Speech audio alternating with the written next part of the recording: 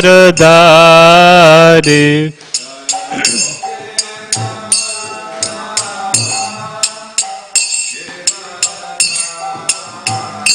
Jaya Gopi Jana Ballava Girivaradhari.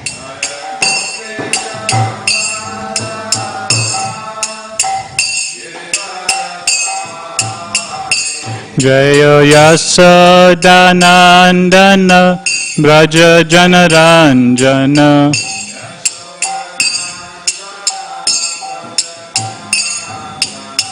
Yasodanandana Braja Janaranjana.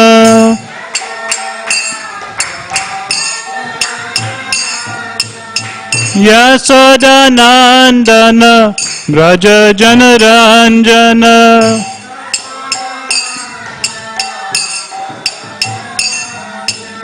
Yamuna Tira Vanachari.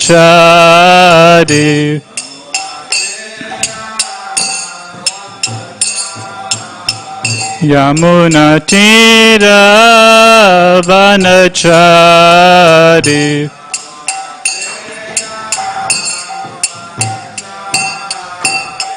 Jaya Radha Madhava Kunja Bihari.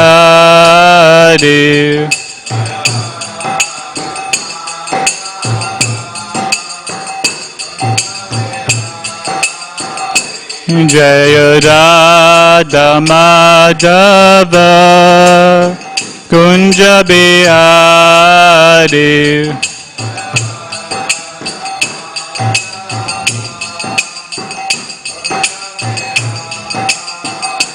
Jaya Gopi Jana Ballava Girivaradhari.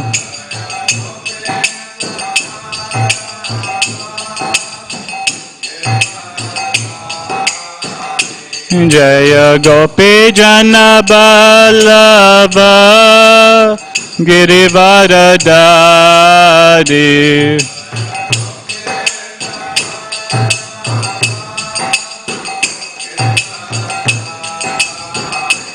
Jaya Yasodanandana Braja Janaranjana.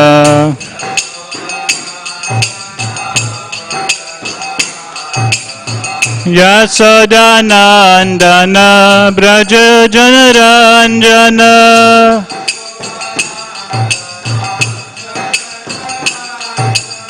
Yasodanandana Braja Janaranjana.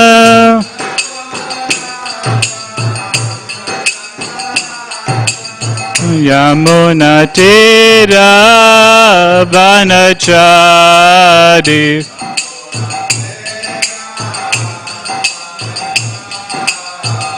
Yamuna Tira Vanachari.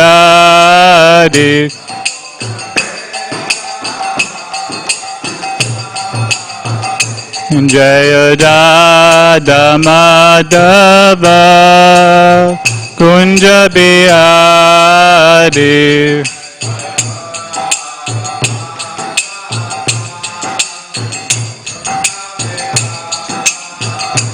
Jaya Radha Madhava Kunja Bihari.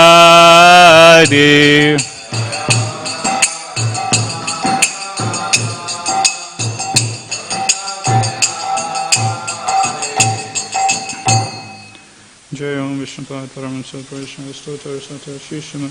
His Divine Grace Sri Lesi Bhaktivedanta Swami Srila Prabhupada Ki Jai. Granthara Srimad Bhagavatam Ki Jai. Tagore Pamanande Hari Hari Bol.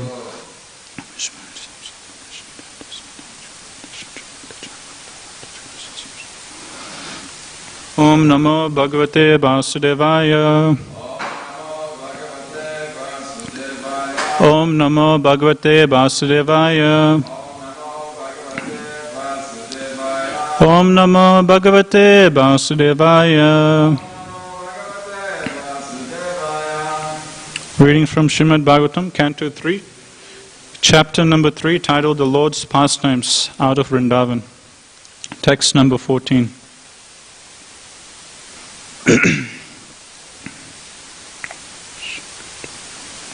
Kiyan bhuvoyam shapitoru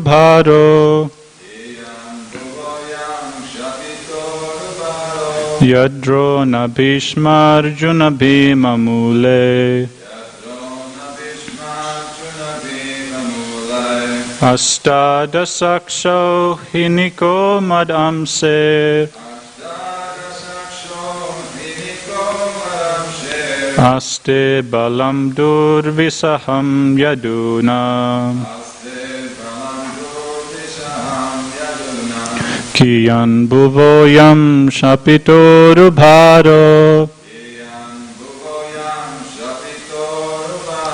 Yadro na bhishmarjuna bhimamule Astadasaksho hiniko madamse Aste balam durvisaham yaduna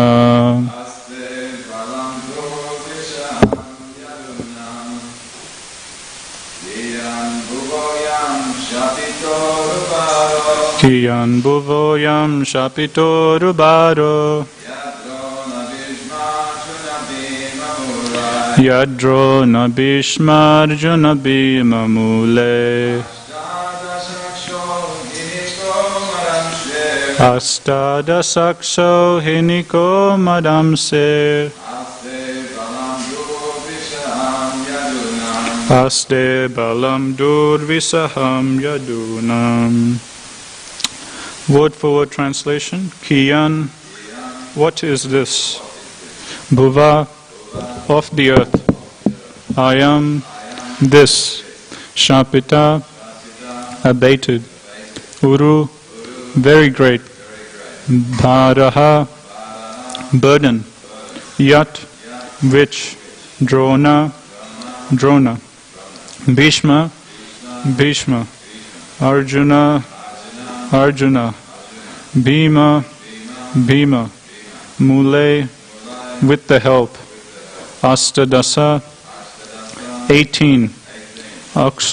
Aksohinika, planks of military strength.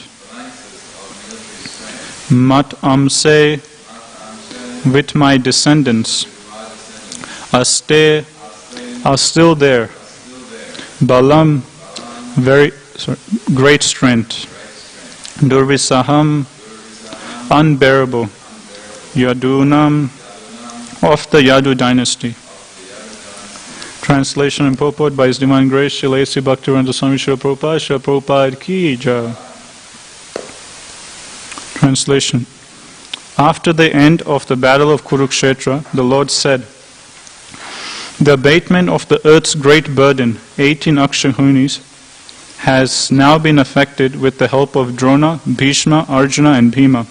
But what is this? There is still the great strength of the Yadu dynasty, born of myself, which may be a more unbearable burden. Purport. It is a wrong theory that due to an increase in population, the world becomes overburdened, and therefore there are wars and other annihilating processes.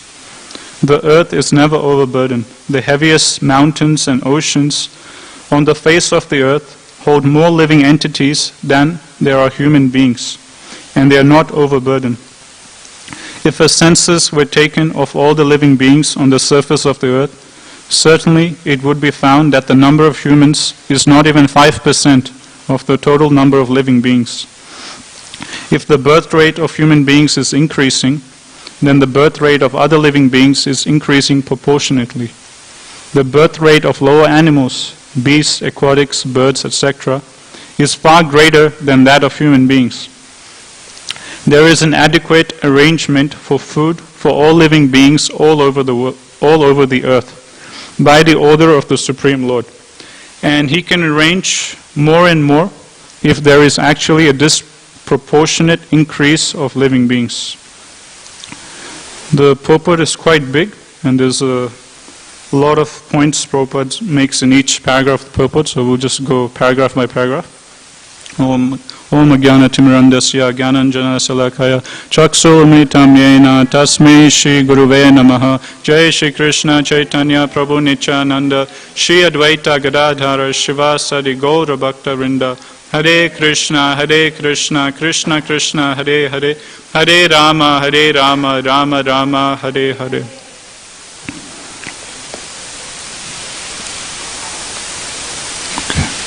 So thank you for everyone who's come for Bhagavatam class today or who is tuning in online. So we're continuing our discussion from the 3rd chapter of Canto 3, the Lord's pastimes out of Vrindavan. So in this chapter, Uddhava was remembering Krishna's beautiful pastimes that he conducted outside of Vrindavan in Mathura or Dwarka.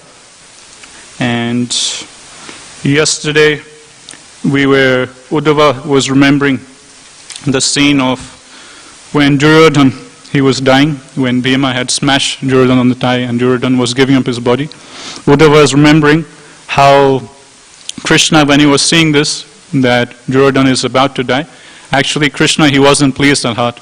Even though it was Krishna, he himself only, who told Bhima how to kill Duryodhana, still Krishna at heart, he wasn't so pleased or happy about it. And in this instance, we can see how soft-hearted Krishna is. And Prabhupada is explaining that Krishna, although part of his duty as a loving father is to punish his devotees or punish the conditioned souls, to bring them in line, as Raj Prabhu was discussing yesterday in his class about the different ways in which Krishna punishes his devotees. And it's done out of love, just like a father, for the benefit of his children. He would sometimes give them some punishment. But that's done out of love, not out of hatred or anger or like revenge. That, these children, they're causing me so much pain, okay, let me get back at them, let me punish them. So that's not the mood in which Krishna punishes. And the second point that Prabhupada was explaining, that when Krishna is giving that punishment, he doesn't like to do it, but he is forced to do it for the benefit of the conditioned souls. So that's what Krishna was experiencing, what we saw in yesterday's verse, in which Uddhava was remembering Duryodhana's death, that although Krishna, he himself only planned Duryodhana's death, still at heart Krishna wasn't so happy. And that's the nature of Krishna, that he's very soft and kind-hearted. Even after all those sinful things Duryodhana did, still Krishna had the soft spot for him. And seeing Duryodhana suffer and die in pain, Krishna wasn't so pleased inside. But he still had to give out these punishments for the benefit of the conditioned souls. And Raj Prabhu, as he was explaining yesterday, that no matter how one comes in contact with Krishna, it's for their own good. So if Krishna's mercy can come in the form of punishment also. So that's why we see again Prabhupada makes this point, the Shastras make this point, that all these demons that got killed by Krishna, it seems like Krishna is favoring the devotees and not favoring the demons by punishing them. But actually, all those demons that Krishna kills, they all get liberation. They all go back to the spiritual world. So in this way, no matter how one comes in contact with Krishna, even in the form of punishment, one still further advances. So in this way, Krishna is all good. So that's what we saw yesterday. And in today's verse, Uddhava is remembering how at the end of the battlefield of Kurukshetra, Uddhava is remembering what Lord Krishna was thinking in his mind. So this is amazing that one thing you see in Bhagavatam, that Bhagavatam is so nice that usually if you read any history books, they will give you historical accounts of particular activities that happened. 500 years ago this happened, 1,000 years ago this happened, there was this king, this queen, this and this happened. But you won't see any history book which will give you specific, quotes that 5,000 years ago there was a king and he was thinking this thing in his mind. Or 100 years ago there was this princess and these are the thoughts that were going on in mind. No one can read another person's mind. So ordinary history books, they only give you like factual accounts of activities, incidents that took place. But Bhagavatam is so beautiful. The Shastras like Chaitanya Charitamrita, Bhagavatam, the Puranas, they're so nice that not only do they give like normal history books, just facts, that this incident happened, that incident happened, but they also give exact conversations that took place between personalities thousands and millions of years ago. not only exact conversations that took place, but they even go to the extent to give what personalities are thinking in the mind, which is mind-blowing. And that's what we're seeing here. Uddhava, he is relaying in today's verse what Krishna was thinking in his mind. And we see the same thing in Chaitanya Charitamrita. During Gaur Purnima, we're hearing about how Krishna, after he finished up his pastimes, after coming 5,000 years ago, Krishna was thinking that I came, but this access to Vraja Bhakti, this access to all the rasas in servitude, friendship, parental love, conjugal love, it's still locked and no one has access to this. And therefore, in this way, Chaitanya Charitamrita, Krishna's Kaviraj Goswami, he is giving verse after verse of thoughts that Krishna is thinking in his mind. And not only Krishna's thoughts are recorded in the Shastras, but even the thoughts of different devotees or different personalities are also recorded. For example, I was just reading 5th canto. In that, Sukadeva Goswami, not only is he telling the physical activities that Bharat Maharaj is doing, but he is also, Sukadeva Goswami is also telling Maharaj Parikshit the exact thoughts that were going on in Bharat Maharaj's mind. For example, when Bharat Maharaj becomes attached to the deer, Sukadeva Goswami gives verse after verse of what was going on in Bharat Maharaj's mind. He was telling himself that, this deer, he's so helpless, and I'm a Kshatriya, it is my duty to protect this deer. Shame on that person to whom a helpless creature comes and he doesn't take care of her. How can that be? A Vaishnava's duty is to be very compassionate, and here's this helpless deer, so I must show my compassion to him. Even if it means I reject my regulated principles, still I should be selfless and I should sacrifice my bhakti and instead take care of this deer. And if this deer doesn't have any other shelter, I'm his only shelter, so I shouldn't be selfish and just focus on my own bhakti, but instead I can neglect my bhakti for some time and take care of this deer. Like this, there's a series of verses in which Sukadeva Goswami is relaying to Parikshit Maharaj the thoughts that are going in Bharat Maharaj's mind.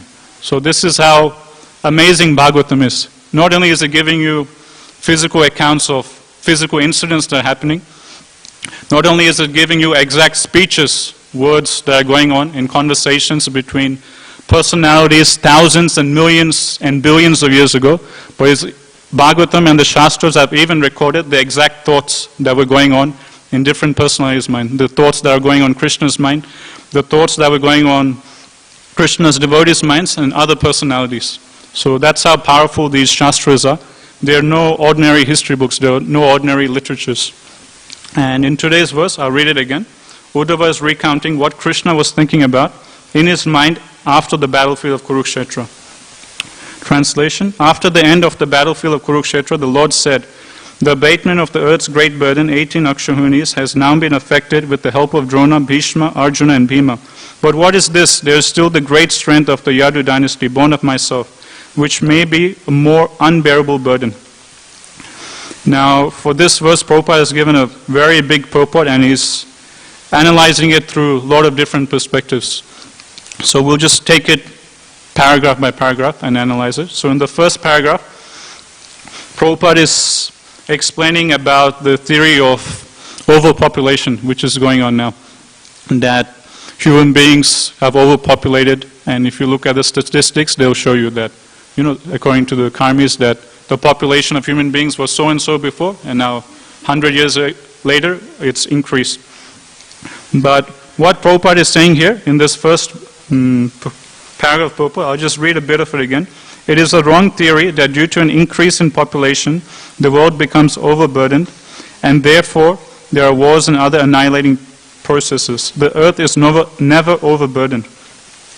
So in this first paragraph, Prabhupada is making this point that even supposedly, if the population of the humans is increasing, it is not this overpopulation of human beings that is overburdening the earth. Prabhupada is saying no matter how much the population of the human beings increases, the earth can handle it. This planet Earth is working under Krishna's arrangement, Prabhupada is explaining. And another thing Prabhupada is explaining, that if the birth rate of human beings is increasing, then the birth rate of other living beings will also increase proportionately to maintain the balance. And Prabhupada is saying this is not a burden on planet Earth. Planet Earth can supply necessities for all these living beings. It's not a big thing, because Krishna is in charge. He is the supreme maintainer, and it's not a big thing for him to maintain all these extra human beings born, or extra aquatics or other animals being born. And this principle of, like this one verse you'll always see a Prabhupada quoting about this point of how it's Krishna who's maintaining all living beings. Nityo Nityanam Chaitanas Chaitanam Eko Bahunam Yo Vidati Kaman. So Prabhupada will always quote this verse, how Krishna is the supreme eternal amongst all eternal living beings, and Eko Bahunam, he himself singularly is maintaining all the living entities in all the universes. And as devotees, they have full faith in this fact that actually it's Krishna who's maintaining me. And they take full shelter of this fact that actually it's not my wealth, not my education, not my this asset, that asset. It's actually Krishna. By Krishna's arrangement, everything is going on nicely in my life.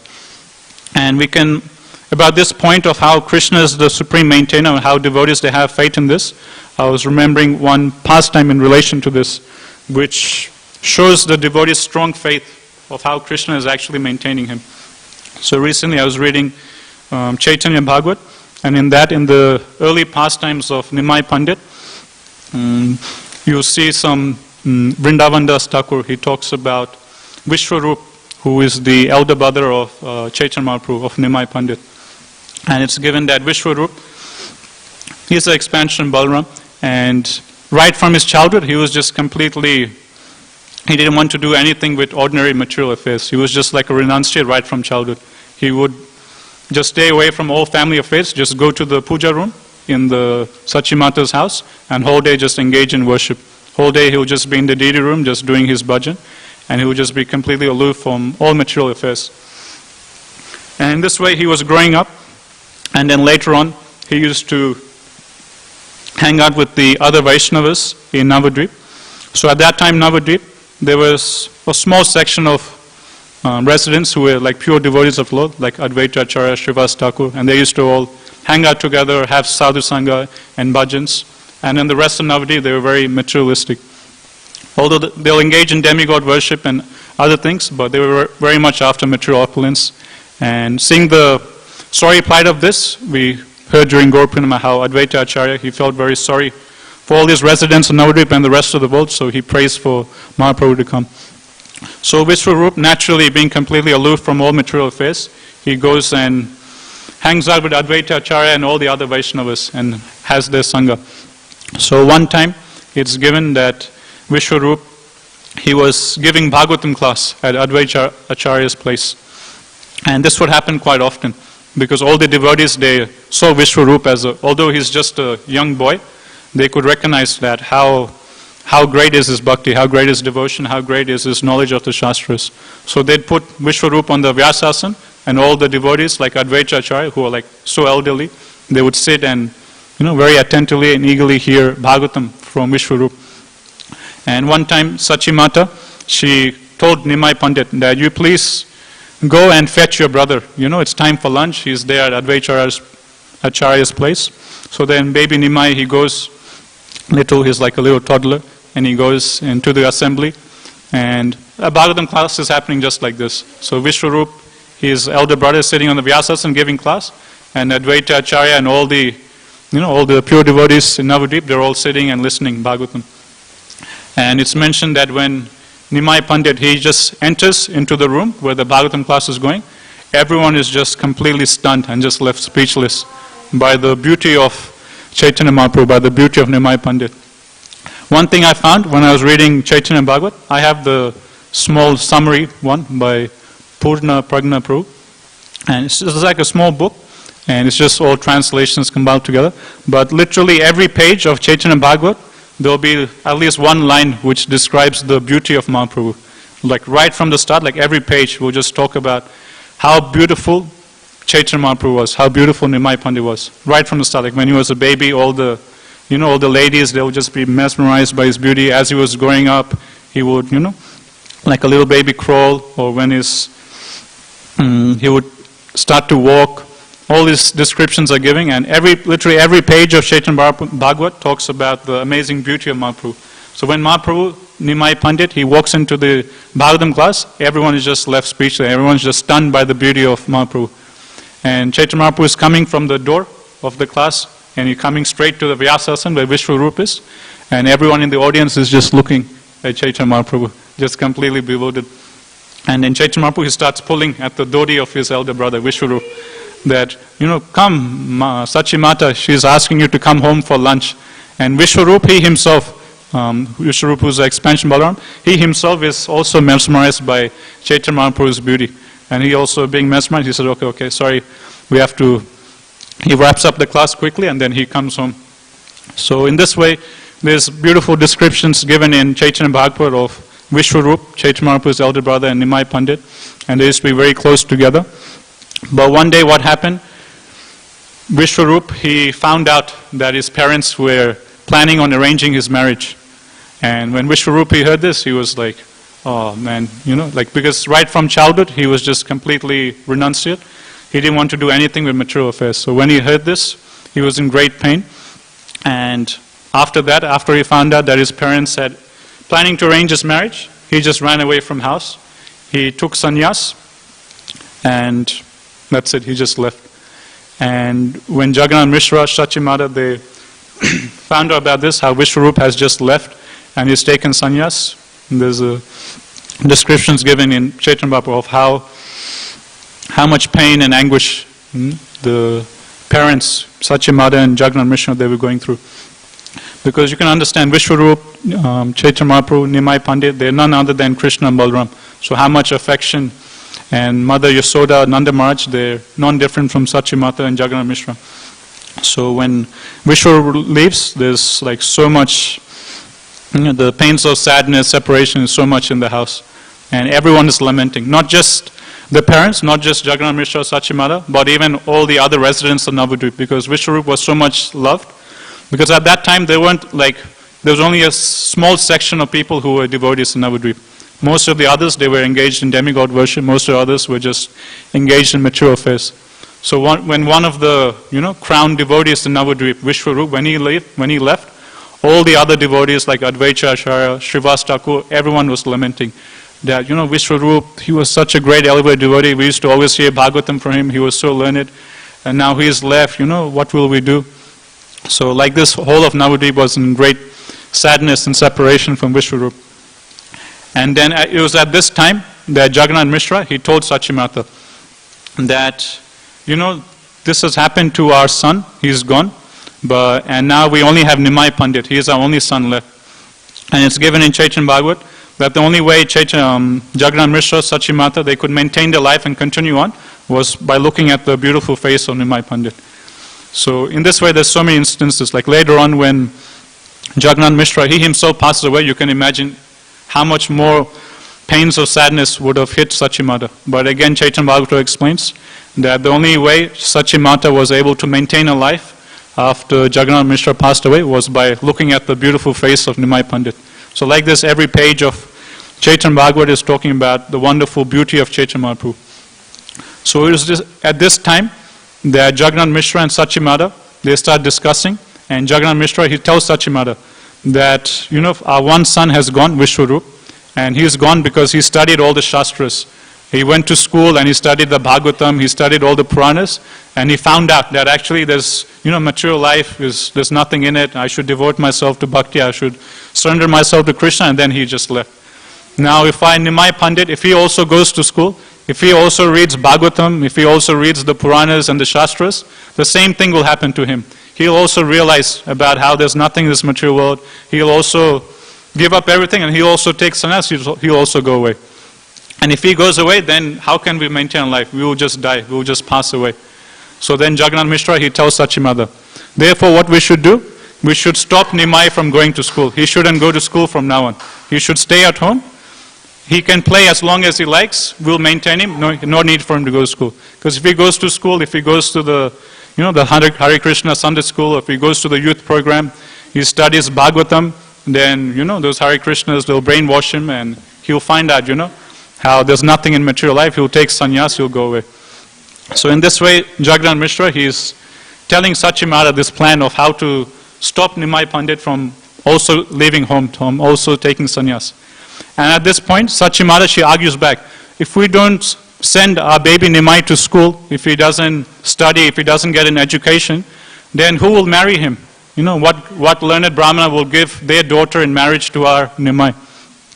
And how will his marriage happen? How will he work? How will he maintain himself? How will he get a living? You know, you need to think about his future. In this way, Sachimata argues back. Very, you know, you would think very powerful arguments. Yeah, you know, you need an education to maintain yourself. You need an education to get a job and work in the future, to maintain yourself, and also to get married. Although if you have no education, if you're just illiterate, how will you get a job? How will you get married? How will you maintain yourself in the future? So very, you would say, powerful argument by Sachimata. But what does Jagannath Mishra say when he hears this? He just laughs at Sachimata and says, you know, what are you talking about, you stupid woman? Don't you know, haven't you read the Shastras? It is only Krishna who's maintaining all living beings. And the same point that Prabhupada is talking about here, that exact same point, Jagannath Mishra, he starts preaching to Sachimata. And when Jagannath Mishra, he's explaining his point, he's saying with so much faith that actually it is only Krishna who's maintaining us. And from this we can see that strong faith that pure devotees have in Krishna, that Krishna is a supreme protector, Krishna is a supreme maintainer.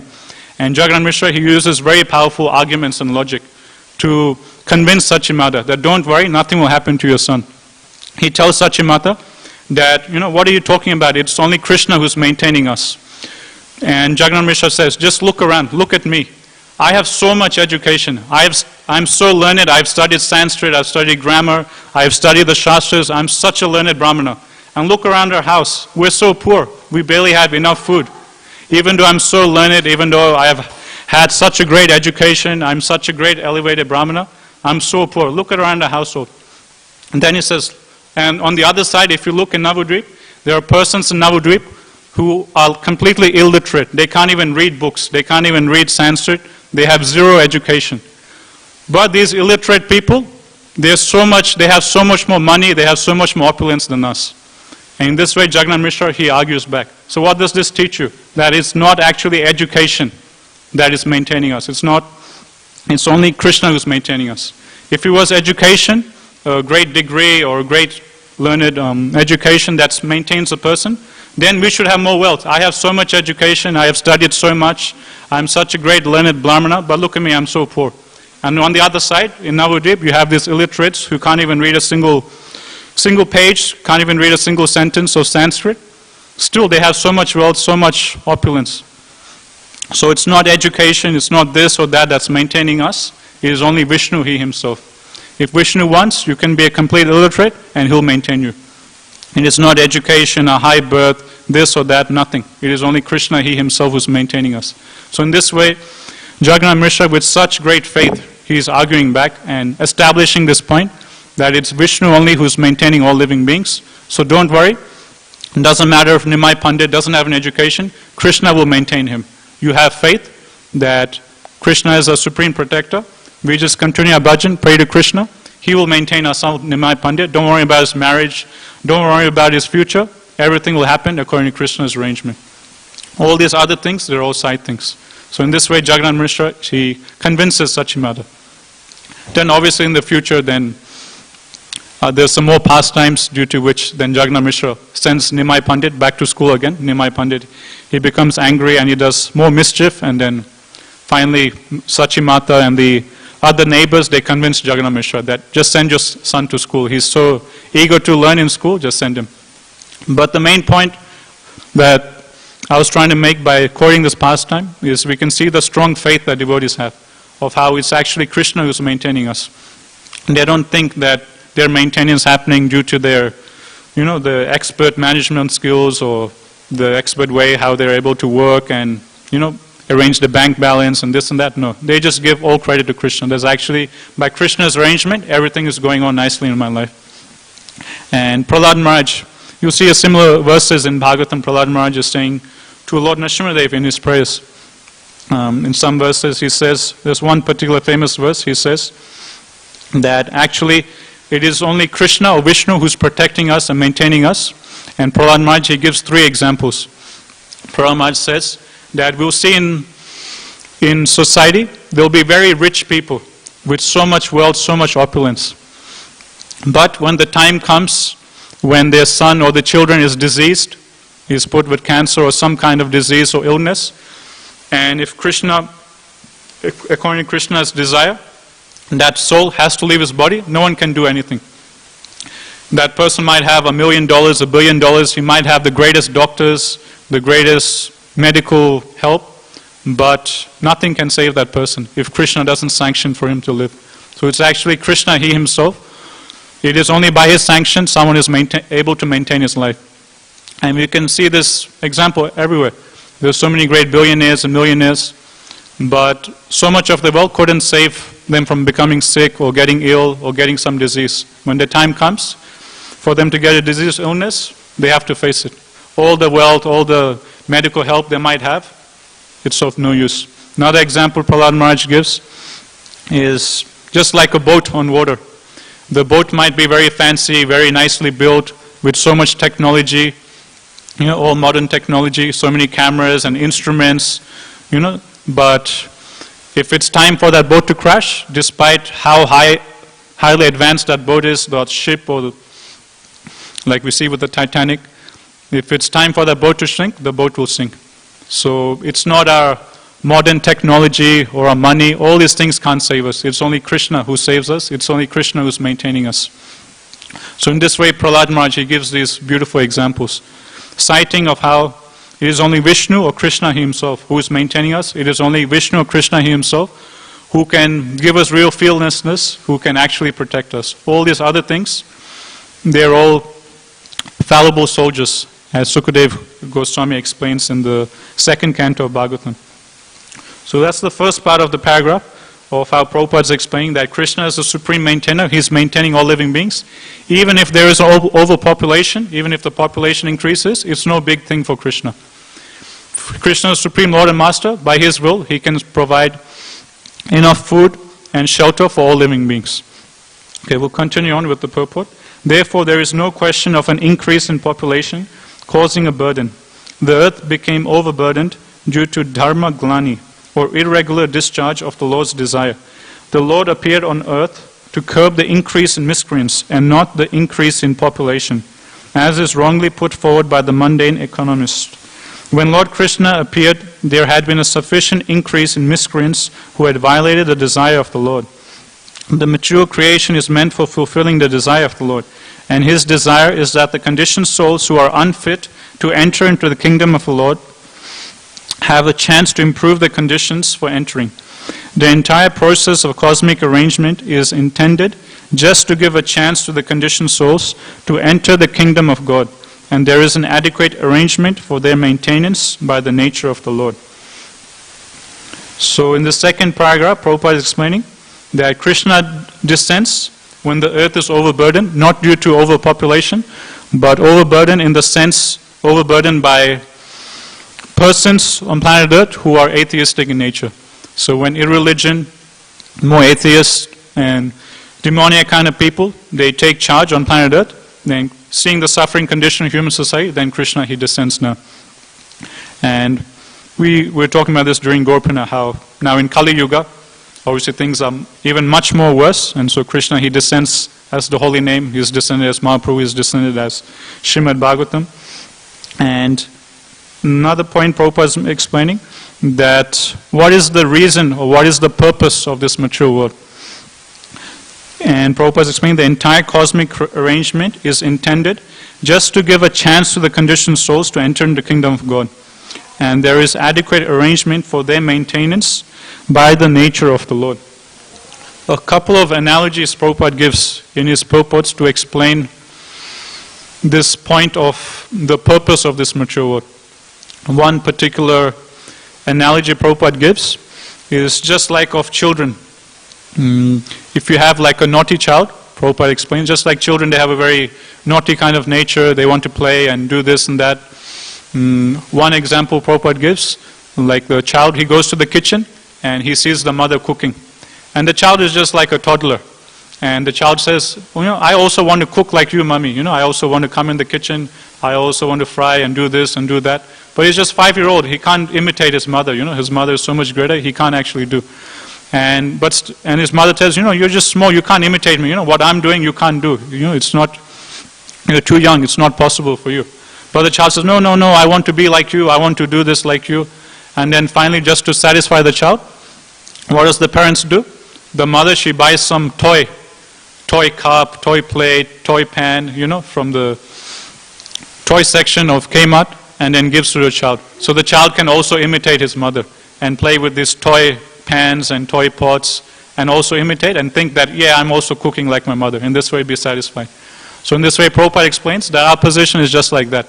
We see Krishna enjoying in Vrindavan, and just that moment when that thought comes, what would it be like if I was like Krishna? What would it be like if I was the center? I want to enjoy like Krishna. That moment, that thought just crosses our mind. That's when we come to this material world. And Krishna creates a virtual reality where we can try and enjoy like Krishna. We can try and imitate like Krishna. And actually it's not possible, so Krishna has to create like a virtual reality. Just like for the child, it's not possible for him to imitate his mother and actually cook in the kitchen. So the mother has to satisfy the child by creating some toys, some toy cutlery and instruments. Another example Prabhupada gives, it's a similar one, but Prabhupada expands a bit more. Prabhupada says that sometimes the child is very naughty and he wants to do many different things, and so his parents, they will buy him many different toys and give to satisfy the child, and they will have a caretaker to take care of the child. And Prabhupada says that caretaker is Maya, or the illusory energy. Or in Western world, you would say the caretaker is like the babysitter. So sometimes the child will become very naughty, and the child will say, I don't want to be with you, I just want to play with my toys, I don't want to be with you, mom and dad. So then what can the parents do? They have to put the child under a babysitter. They'll have some nice room full with, all sorts of different toys, and they will have some guardian to take care of the child while the child is playing with the toys. So that guardian is kind of like the babysitter who the parents hires. So in the same way, Prabhupada explains that this material world is that naughty room for children like us, where we can play with all these different toys, where Krishna is trying to satisfy our whims. And Maya is like the babysitter. Maya is watching over all of us, keeping an eye what we're doing. And Krishna, he's also watching over us as the super soul. So you can think of Krishna, he's maybe like, secretly he's like some camera in the room by which the parents look, what is my son doing?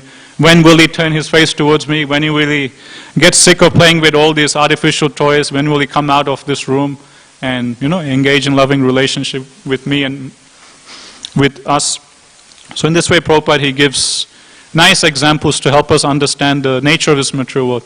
Other examples Prabhupada gives is of the prison, how to rectify us, we're here in this prison of the material world and we're being punished so we can be rectified, or the hospital. So in this way, Prabhupada gives very nice analogies to help us understand this. And we'll continue on with the purport. Therefore, although there may be a great increase in the population on the surface of the earth, if the people are exactly in line with God consciousness and are not miscreants, such a burden on the earth is a source of pleasure for her. There are two kinds of burdens. There is the burden of the beast and the burden of love. The burden of the beast is unbearable, but the burden of love is a source of pleasure. Srila Vaishnava Chakravarti describes the burden of love very practically.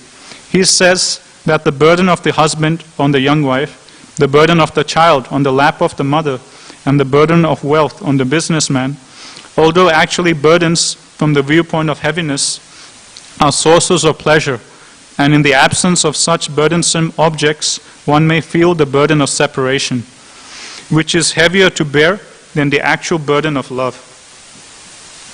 When Krishna referred to the burden of the Yadu dynasty on the earth, he referred to something different from the burden of the beast. The large numbers of family members born of Lord Krishna counted to some millions and was certainly a great increase in the population of the earth. But because all of them were expansions of the Lord Himself, by His transcendental plenary expansions, they were a source of great pleasure for the earth. When the Lord referred to them in connection with the burden on the earth, He had in mind their imminent disappearance from the earth. All the members of the family of Lord Krishna were incarnations of different demigods, and they were to disappear from the surface of the earth along with the Lord. When he referred to the unbearable heaviness on the earth in connection with the Yadu dynasty, he was referring to the burden of their separation.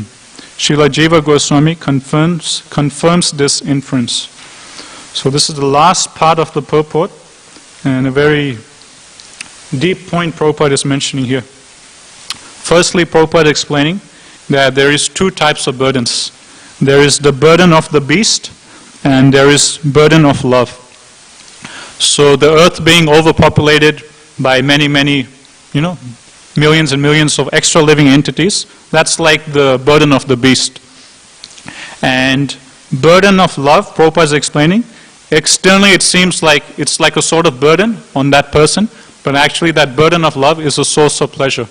And Prabhupada, he gives the example, just like the husband is a source of pleasure for the young wife, or the child is a source of pleasure for the mother. Like you see in Vraj Leela, how Krishna, he will do many, many naughty things, and Mother Yasoda will always be in anxiety of Krishna. For example, when Krishna is very young, Krishna will go running, crawling into the backyard.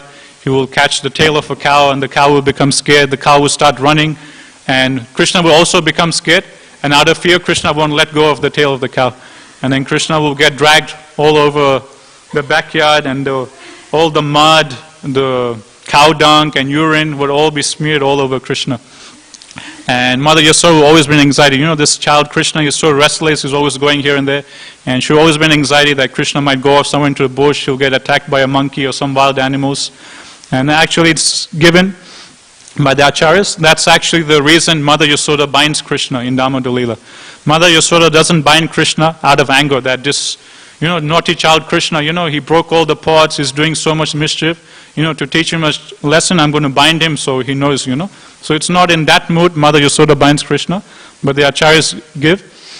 The main reason Mother Yasoda binds Krishna, because she was thinking that this child Krishna, he's so restless that he can, in his madness, in his restlessness, he can just do anything. He can just run away, he might go off into some place in the bush, and if he runs away from house, goes into the bush, there's wild animals, there's monkeys and bugs and insects, and he'll get attacked by them and he'll get hurt. So to stop him from going out off into the bush and harming himself, let me bind him into one place, so after some time he'll calm down and then he'll relax. So that's the main reason Mother Yasoda binds Krishna. Just to stop Krishna from running away somewhere and harming himself. So it's only for Krishna's safety, Mother Yasoda does that. So in this way, Mother Yasoda is always in anxiety of how to take care of Krishna, or he's going and stealing butter and milk from the others. Is what I'm cooking not tasty enough for Krishna? Maybe what I'm cooking is not tasty enough. Okay, I need to make the prasad I'm making in my house even more tasty. Otherwise, Krishna is not liking this prasad, he's going to the other houses and eating there.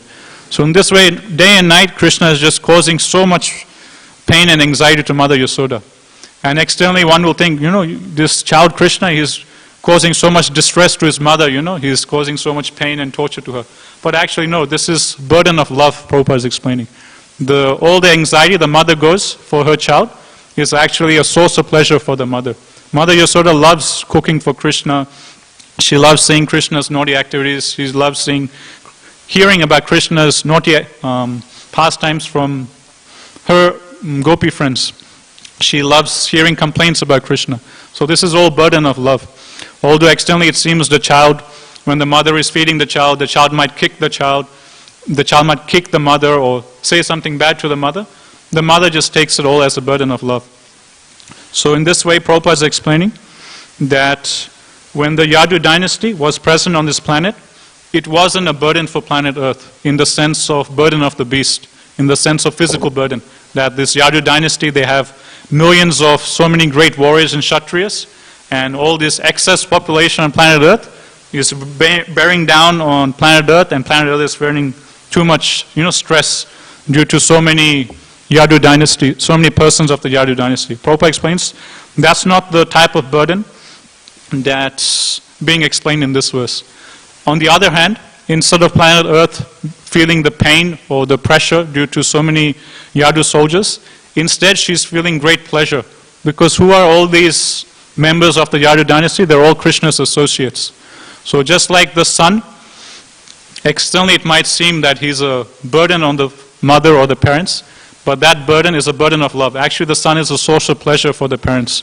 The parents have to take care of the child's food, education, this and that, and it seems like the child is a great burden on the parents, but actually this child is a great source of pleasure. So in the same way, Prabhupada is explaining that all these members of the Yadu dynasty, they were actually a great source of pleasure for Bhumi Devi. Because from her perspective, she's thinking, wow, so many amazing devotees of Krishna are present on my surface. I'm getting the dust of all these wonderful Vaishnavas of the Yadu dynasty. I'm getting Krishna's dust, Balaram's dust, Pradyumna, Aniruddha, Samba, all these wonderful great warriors, associates of Krishna's, all of them are walking over my surface, and she's feeling great pleasure. So for Mother Earth, this is a burden of love. So that's not the burden that is being talked about in this verse. So then Prabhupada, finally, he concludes the purport by explaining what is the exact burden that this verse is talking about. It's talking about a third type of burden. So you have the burden of the beast, like the physical burden. Then you have burden of love, which externally it seems like a burden, but actually it's a great source of pleasure. And then there's a third type of burden. This is the burden of separation. And in this instance, Prabhupada is explaining that why is it that Krishna, he takes away this, he orchestrates this annihilation of the Yadu dynasty. Later on in the 11th canto, the Acharyas, they'll give more details, they'll explain. There's many different reasons why Krishna does this, but one of the reasons in relation to this, the Acharyas explain, is that all these associates of Krishna, they're all pure devotees of the Lord. So they're all so much attached to the Lord. And Krishna's pastimes were just coming to an end. So now Krishna had to leave planet Earth. And after Krishna leaves planet Earth, because all these associates of Krishna, all these members of the Yadu dynasty, they had so much attachment for Krishna that after Krishna disappeared from the material world and went back to the spiritual world, the pain of separation would have been too much for the Yadu dynasty. For all these associates, Pradyumna, Aniruddha, all these wonderful residents of Dwarka city, they're all pure unalloyed devotees of Lord. And out of pain of separation, they wouldn't be able to maintain their life. After Krishna would leave the planet, the Acharyas explained that all these members of the Yadu dynasty, feeling the great burden of separation, they would just go into complete madness, and they would just destroy everything in madness and just destroy everything on planet Earth, feeling the great pangs of separation and just give up the life. So to stop that from happening, Krishna arranged this whole scene of the battle amongst the members of the Yadu dynasty to send all these members of his entourage, all his personal associates, back to the spiritual world or back to the heavenly planets, because some of them were demigods, before he leaves. Because if he left first and they're all still present, the pain of separation would just be too much for them and they wouldn't be able to handle it. They would just go completely mad. So that's the burden that this verse is talking about. That's what Prabhupada is explaining. That it is not the burden of the beast, like the physical burden, but it's the burden of separation. To protect the Yaduvasis from feeling that burden of separation and going mad, Krishna, he enacts this annihilation of the Yadu dynasty. And we see a similar thing in Chaitanya Charitamrita. Then that when, during Mahaprabhu's first marriage, he marries Lakshmi Devi, and at one time, Nimai Pandit, he tells Mother Sachi and Lakshmi Devi that now I have to leave Navadvip. I want to go to East Bengal and preach there. I have some work there in East Bengal for some time, which is now Bangladesh. And it's explained for a few months, Mahaprabhu just leaves Navadvip and goes to East Bengal. And during this time, Lakshmi Devi, Mahaprabhu's first wife, she feels so much pangs of separation from Mahaprabhu that out of that pangs of separation, she just gives up her body and goes back to the spiritual world.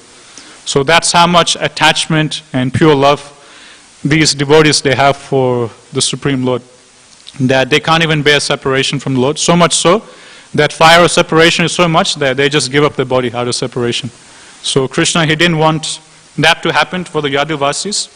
If that happened, they would just go mad and just go crazy on planet Earth. So that's one of the reasons given by Acharyas of why Krishna, he enacted the annihilation of the Yadu dynasty. So in that way, Prabhupada ends the purport So we stop here. Grantaraj Srimad Bhagavatam ki jai, Jaguru Srila Prabhupada ki jai, Jai Gaur Premanande.